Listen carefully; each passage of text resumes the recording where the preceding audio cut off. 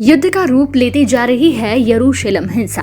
Saudi अरब हुआ सख्त जबकि भारत ने की शांति की अपील। इजराइल फिलिस्तीन संघर्ष से हालात लगातार बिगड़ते जा रहे हैं। ईद के दिन भी इजराइल और फिलिस्तीन ने लगातार एक दूसरे पर हमले किए। जानकारी के मुताबिक इस संघर्ष में 100 से अधिक लोग मारे जा चुके हैं और हजारों लोग घायल हो चुके हैं।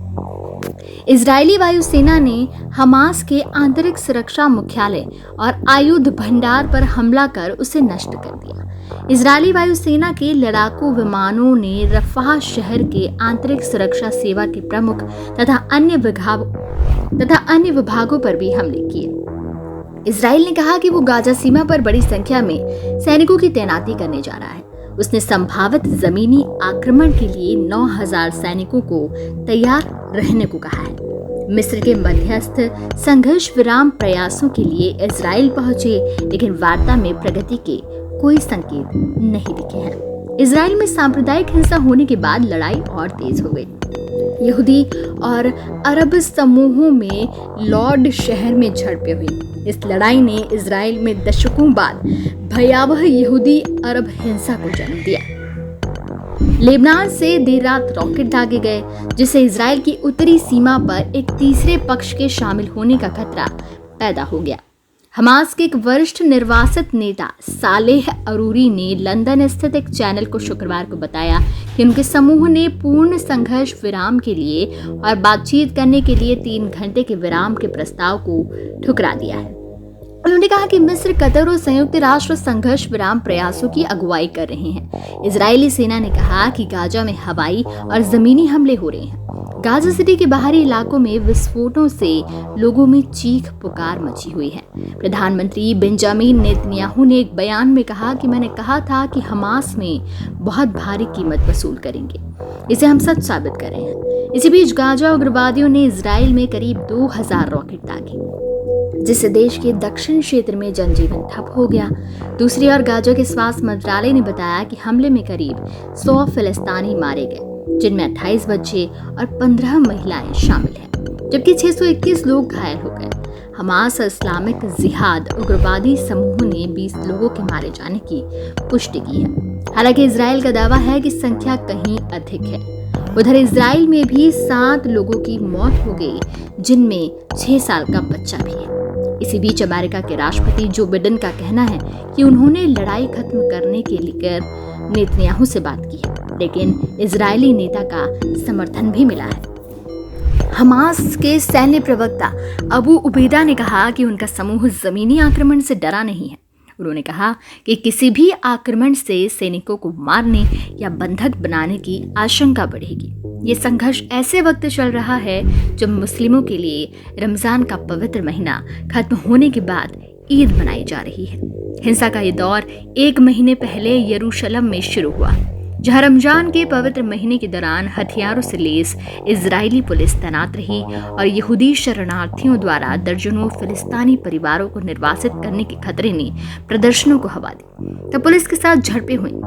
अल-अक्सा मस्जिद में पुलिस ने आंसू गैस के गोले छोड़े और प्रदर्शनकारियों पर ग्रेनेड फेंके। यरूशलेम की अल-अक्सा मस्जिद पर शुरू हुआ संघर्ष अब बड़ा रूप अख्तियार करता जा रहा है। हालत ये है कि इजराइल और फिलिस्तीन सामने आमने आ चुके हैं और दोनों ओर से रात भर रॉकेट से हमले हो रहे हैं और गाजा पट्टी मरने वालों की संख्या भी 20 से ऊपर पहुंच चुकी है।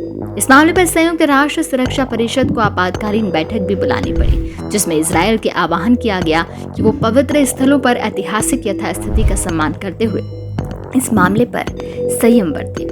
संयुक्त राष्ट्र में भारत के राजदूत ने पूरे मामले पर प्रतिक्रिया देते हुए कहा कि हरम अल शरीफ में हो रही हिंसा को लेकर हम चिंतित हैं। इसके साथ ही शेख जरह सिल्वान में लोगों को निकाले जाने की घटना पर चिंता जाहिर करते हुए भारत की ओर से कहा गया कि दोनों ही पक्ष जमीनी यथास्थिति को बनाए रखें। भारत के अलावा भी विश्व के कई देशों ने हिंसा पर चिंता जताते हुए शांति बनाए रखने की अपील की। ईसाई धर्मगुरु पोप फ्रांसिसी ने भी शांति की अपील करते हुए कहा कि हिंसा सिर्फ हिंसा को जन्म दे सकती है। आइए अब आपको बताते हैं कि किस विवाद के चलते हुई हिंसा। इजरायली सुप्रीम कोर्ट में लंबे समय से चल रहे केस की 10 मई को सुनवाई होनी थी। जिसमें यह फैसला लिया जाना है कि दमिश्क गेट के करीब शेख जर्राह इलाके से फिलिस्तीनी परिवार और उनके घरों को हटाकर वहां इजरायलियों को बसाया जाए या नहीं। सुनवाई की तारीख करीब आने के साथ ही फिलिस्तीनी और वामपंथी इजरायलियों ने प्रदर्शन करना शुरू कर दिया। बेदखली की धमकी के चलते दोनों देशों के बीच मामला और बिगड़ा, जिसका नतीजा यह हिंसा रही। शेख जर्राह में यहूदियों के प्राचीन उच्च पुजारी शिमोन द जस्ट का गुंबद भी है, जिसके दर्शन के लिए यहूदी लगातार यहाँ आते रहते हैं और इस वजह से फिलिस्तीनियों से उनकी भिड़ंत का तनाव बढ़ता है। हालांकि निचली अदालत ने इस केस के लिए कहा था कि 1948 युद्ध से पहले ये विवादित जमीन पूर्वी यरूशलेम की थी। इजरायली पुलिस का कहना है कि हजारों की संख्या में फिलिस्तीनियों ने रात के समय इमारत के भीतर घुस गए। इस दौरान इन लोगों ने पत्थर और पेट्रोल बम लिया हुआ था। इससे पहले सोमवार को ही दिन में पुलिस के ऊपर पत्थरबाजी की गई। ऐसे में अधिकारियों के आदेश पर पहुंची पुलिस ने प्रदर्शनकारियों को काबू में करने के लिए करीब 1 घंटे तक रबर बुलेट और आंसू गैस के गोले दागे। प्रदर्शनकारी भी पुलिस पर पत्थर फेंकते रहे। इजराइल पुलिस ने शाम को इफ्तारी की भीड़ रोकने के लिए पुराने शहर दमिश्क के गेट पर बैरियर लगा दिया। इस बैरियर को फिलिस्तीनी स्वतंत्रता में पाबंदी के तौर पर देख रहे हैं, जबकि पुलिस कह रही है कि कानून व्यवस्था बनाए रखने के लिए है। इजराइल फिलिस्तीन के बीच इस संघर्ष में 700 लोग जख्मी हो गए, जिनमें 500 लोगों को अस्पताल ले जाया गया। रात भर चलने वाले रॉकेट की वजह से बच्चों को भी चोट आ रही है। अब तक हिंसा की भेंट करीब 9 बच्चे चढ़ चुके हैं। अंतर्राष्ट्रीय अपील के बाद भी इजराइल पर इसका कोई असर नहीं दिख रहा। फिलिस्तीनी चरमपंथी संगठन हमास का कहना है कि वो अक्सा मस्जिद की हिफाजत कर रहा है, जिस पर इजरायली प्रधानमंत्री बेंजामिन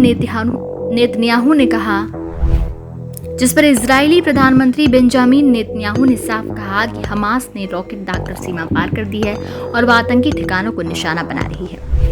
इजराइल और फलस्तीनियों को हथियारबंद इस्लामिक चरमपंथी संगठन हमास के बीच टकराव बढ़ता जा रहा है। हमास ने कहा कि इजराइल ने यरूशलेम और अल अक्सा में उकसाने वाला काम किया और इसकी आग गजा तक पहुंच गई। समाचार एजेंसी रॉयटर्स के अनुसार हमास ने कहा कि टकराव बढ़ने का जो भी अंजाम होगा उसकी जिम्मेदारी इजराइल की होगी।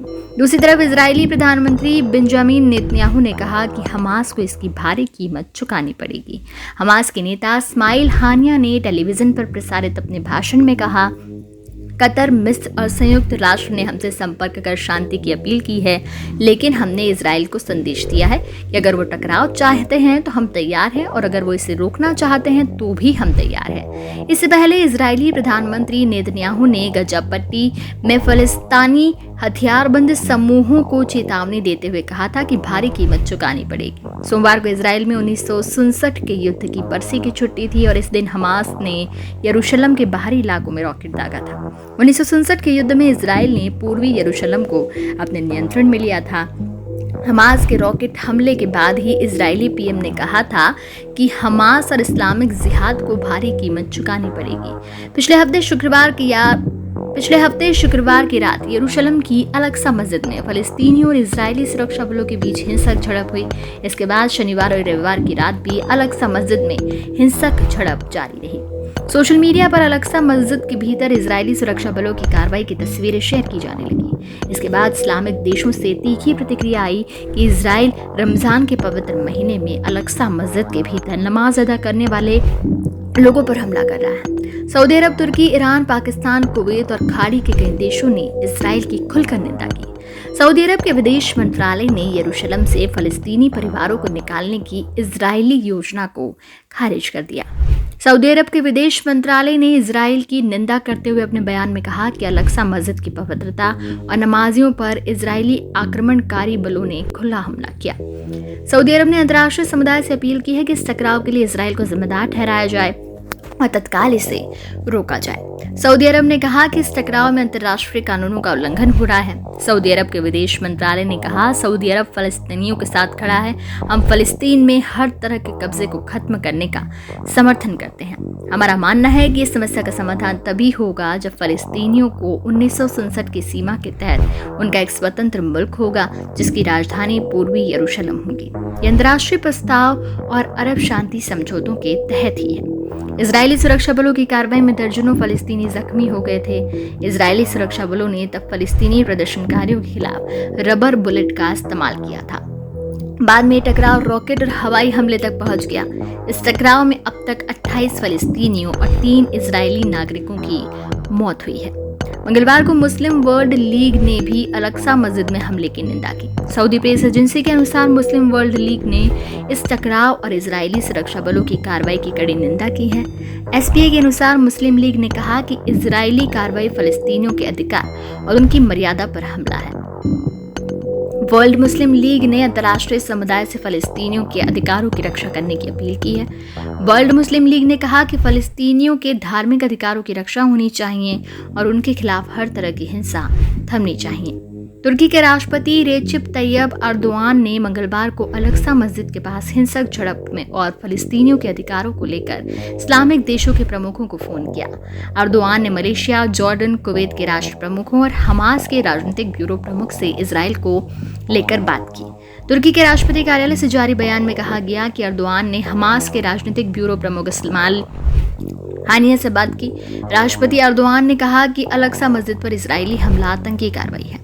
राष्ट्रपति अर्दोआन ने इस्माइल से बातचीत में कहा कि हमला न केवल मुसलमानों पर है बल्कि पूरी मानवता पर है। अर्दोआन ने कहा कि इजरायली कब्जे और उसके आतंक को रोकने के लिए वो पूरी दुनिया को एक करने की हर संभव कोशिश करेंगे, लेकिन इससे पहले इस्लामिक देशों को एकजुट करने की जरूरत है। अर्दोआन ने कहा कि फलस्तीनी भाई बहनों की रक्षा के लिए तुर्की हर कदम उठाएगा।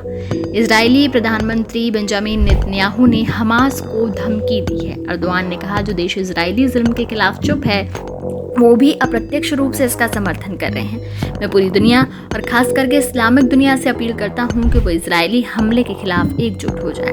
हमें प्रभावी कदम उठाने की जरूरत है। तुर्की ने पूरे मामले को लेकर अंतर्राष्ट्रीय संगठनों के समय आवश्यक कदम उठाना शुरू कर दिया है। मैं इस मामले में संयुक्त राष्ट्र और ऑर्गेनाइजेशन ऑफ इस्लामिक कॉर्पोरेशन से कदम उठाने की अपील करता हूँ। अर्दोआन ने कहा इस मामले में संयुक्त राष्ट्र सुरक्षा परिषद को तत्काल कहना चाहिए कि इजराइल कार्रवाई रोके। ये दुनिया सुरक्षा परिषद के 5 देशों तक सीमित नहीं है। मेरा मानना है इस स्थिति में जिम्मेदार अंतर्राष्ट्रीय संगठन चुप नहीं रह सकते। पाकिस्तान भी पूरे मामले पर इजराइल की खुलकर आलोचना कर रहा है। मंगलवार को पाकिस्तानी विदेश मंत्री शाह महमूद कुरैशी ने ट्वीट कर कहा, मैंने अपने भाई तुर्की के विदेश मंत्री से फलस्तीनियों के साथ हो रहे अन्याय को लेकर फोन पर बात की। तुर्की ने पूरे मामले पर OIC और UN की बैठक बुलाने का समर्थन किया। इस्लाम के पहले किबला मस्जिद अल-अक्सा में उपद्रव और बच्चों की हत्या के साथ जबरन खाली कराया जाना अस्वीकार्य है।